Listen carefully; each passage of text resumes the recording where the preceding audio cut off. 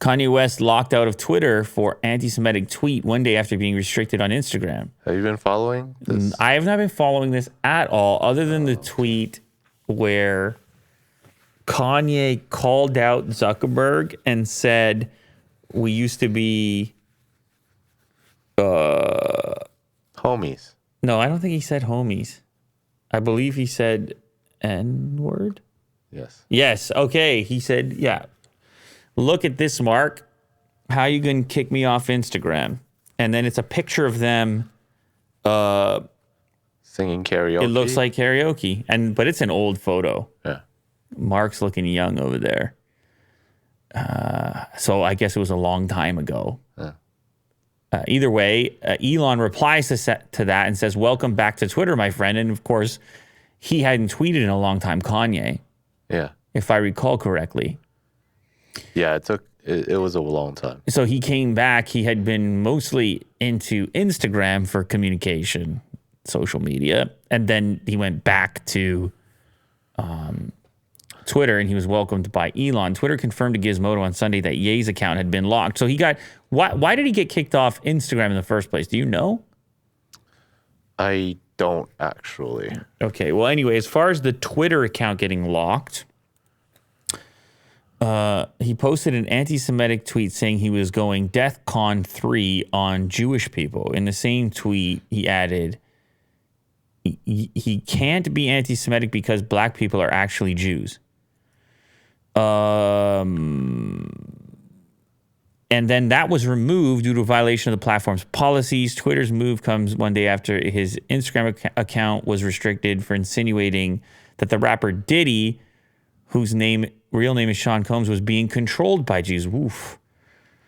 Oh my goodness gracious. His words were condemned by Jewish advocacy groups, and notably Twitter's lockout of Ye stands in stark contrast to the warm welcome given to him by the platform's future owner, Tesla CEO Elon Musk. Well, that remains to be seen with whether or not he'll be the future owner, but... he welcomed them, and then he got kicked off. So him welcoming happened prior to these other tweets, yes. I'm assuming. Yeah. But he didn't take back the welcome. So is Kanye's account still locked at this point? Oh, wait. Scroll down. Talk to Ye today and express my concerns about his recent tweet, which I think he took to heart. Okay. Yeah. And this stuff is hard to follow. It seems at this point, we're in a loop of Kanye like saying things that he knows are going to get a reaction. Like... intentionally shocking, sensitive, controversial. You know what I'm saying? Yes. And then the internet responds. What is this now? A new music video? Is he putting out new music? No, this is actually a vlog. He vlogged. So what are you suggesting here, Will? By going to this video? He's just trying a bunch of stuff, I think. Just attention. Is this an attention?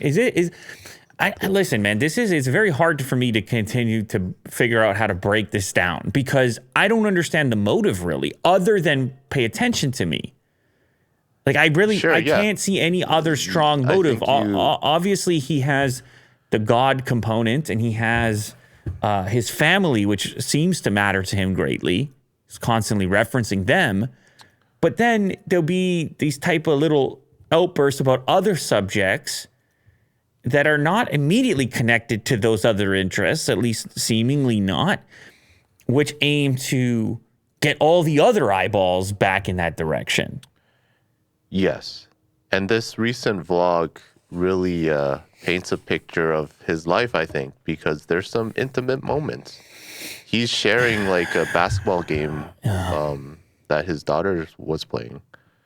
And Kim was there, and he was talking about Donda and the problem with this is like generalizations. It's just too many generalizations. He's always trying something different. No, but it's just too many generalizations. It's not talking with enough nuance. Like, and I get it that can be exhausting. It's exhausting, right? To always have to have specifics or disclaimers, or to walk 2 steps forward and 1 step back and saying maybe this is like this or like that.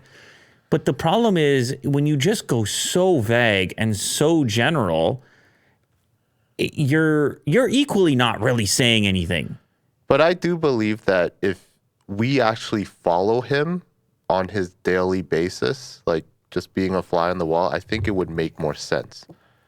But for the stuff I don't that think he so. pushes, I don't it think doesn't so. really make sense. I don't think so. When you have these grand generalizations about this is like this because this, right? It's like the opposite of going to space and looking back at the planet. It's claiming to have an answer for everything. It's just not open enough to the nuance of actual life. Like, it just, in my experience, it doesn't really work that way. So maybe he's just trying too much at the same time.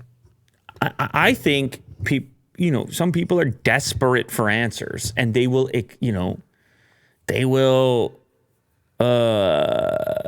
configure reality in such a way, even accept certain things so that they can. It's a comforting experience to say this is like this because this, as opposed to like living in the looseness and scrambled eggs of the chaos that we find ourselves, which is fine. I think in some cases that can actually work for people. But in his case, when it starts affecting people and targeting people specifically, that's when it starts to go south and get sour.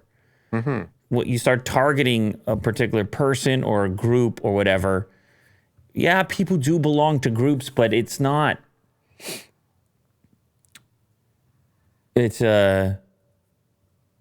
I don't know. I find it's just unfortunate. I get it. Nuance doesn't sell, Will. Like, nuance is not gonna gather all the attention at once. It's that the nuance portion is the small part of the funnel, not the big part.